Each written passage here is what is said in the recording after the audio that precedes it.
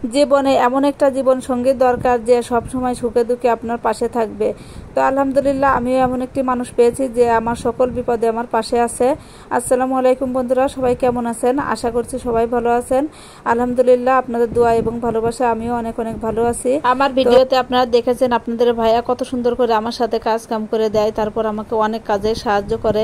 এটা কিন্তু আসলে লোক দেখানো না, আসলেই উনি আমাকে অনেক কাজে মানে সব কাজে অনেক হেল্প করেন। এটাতে কিন্তু আমি অনেক খুশি হওয়ার কারণ কি জানেন? এমন ভাগ্য কয়জনের আছে বলেন? স্বামীতে যদি কোনো কাজে হেল্প করে তখন কিন্তু সব মহিলাদেরই অনেক অনেক আনন্দ পাওয়ার কথা। আর আপনাদের ভাইয়ার উপর আমি এতটাই খুশি যে তার প্রশংসা না করে আর পারলাম না।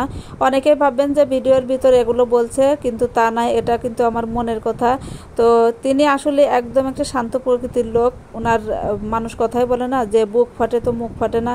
ওনার এমন কিছু আছে যে ওনার মুখে বলে না, বুক ফেটে যায় কিন্তু মুখে বলে না। আমি কিন্তু সেগুলো উপলব্ধি করতে পারি অল্প অল্প হলেও, যেহেতু আমি তার সাথে সংসার করতেছি, তাকে কাছ থেকে দেখতেছি। সে কিন্তু অনেক সময় নিজের কষ্টটা চাপিয়ে রেখে আমাদের কষ্টটা বোঝার চেষ্টা করে। তো যাই হোক, আমি যতটুকু পারি তার সাথে তার মানে দুঃখের সময় আমি তাকে সান্ত্বনা দেওয়ার চেষ্টা করি। তো যাই হোক, আমি এখন অনেক অনেক বিপদে আছি, আর এই বিপদের মুহূর্তে কিন্তু আপনাদের ভাই আমাকে এতটা হেল্প করেছেন, এই হেল্পটা আমি কারোর কাছ থেকে পাইনি। মা বাবা ভাই বোন যার কথাই বলেন না কেন, আমার স্বামী আজ আমার পাশে ছিল, তার জন্য আমার আর কাউকেই লাগেনি।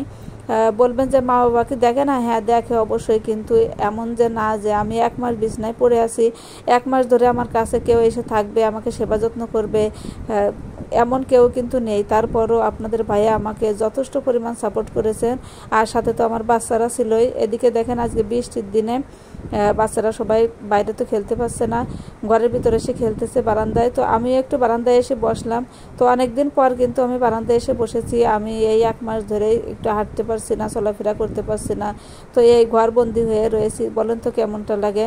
তো এই অবস্থাতে আপনাদের ভাইয়া কোনো সময় আমাদেরকে চোখ টানাটানি করেনি, উনি বরঞ্চ সবসময় আমাকে হাসি খুশি রাখার চেষ্টা করেন, এবং সবসময় যাতে আমার বাচ্চারা আমি কিভাবে সুখে থাকবো, কোন জিনিসটাতে আমাদের কম হয়ে গেল, কোন জিনিসটা আমাদের লাগবে, সেই কথা ভেবে সবসময় কিন্তু সেই অনুযায়ী চলেন, সবসময় আমার পরামর্শ নেন। এদিক থেকে কিন্তু আমি অনেক অনেক হ্যাপি। আর এই দিক দিয়ে দেখেন বাড়িতে কিছু স্টিলের হাঁড়ি পাতিলওয়ালা এসেছে, তো আমাদের কিছু কেনার নেই। তারপরে আপনাদের ভাইয়ার এগুলো জিনিস পছন্দ হয়েছে, তো আমাকে দেখাচ্ছে যে এর ভিতর কোনটা কোনটা রাখবো। তো আমার দরকার ছিল একটা স্টিলের গামলার, আর আমার স্টিলের জিনিসপত্র কিন্তু অনেক ভালো লাগে। আমি বলছিলাম শুধু গামলাটা নেওয়ার কথা, তো আপনাদের ভাইয়ার এই হাঁড়িটা অনেক পছন্দ হয়েছে, তো বলছে এই হাঁড়িটাও নিই গামলাটাও নিই, তোমার একটা আমার একটা। তো এইভাবেই কিন্তু 2টা জিনিস নিল। আর প্লেটটা ফেরত দেওয়া হবে, কারণ প্লেটটা লাগবে না এখন। আর যেহেতু আমি অসুস্থ রয়েছি, আমার পিছনে কিন্তু অনেক টাকা যাচ্ছে। তো আমি বললাম যে আর টাকার পয়সা নষ্ট করার দরকার নেই, এখন তো বেশি কিছু লাগতেছে না, তুমি এই 2টা নাও। তো এই 2টাই নিয়ে নিল, আর স্টিলের প্লেটটা এখন ফিরে দেবো। তো আসলে টাকা দেখেন, টাকা মানুষের কাছে থাকে না। আমি তো পা দিয়ে কত মেশিনে টাকা আয় করেছি, এখন দেখেন আমি সেই পা দিয়ে ঘরে বসে আছি। তো এমন কিছু কিছু কষ্ট আছে যে আসলে বলা যায় না, বলার বাইরে। আর মানুষের দেখেন অহংকার করারও কিছু নেই, মানুষের কখন যে কি হয়ে যায় কেউ কিছু বলতে পারে না।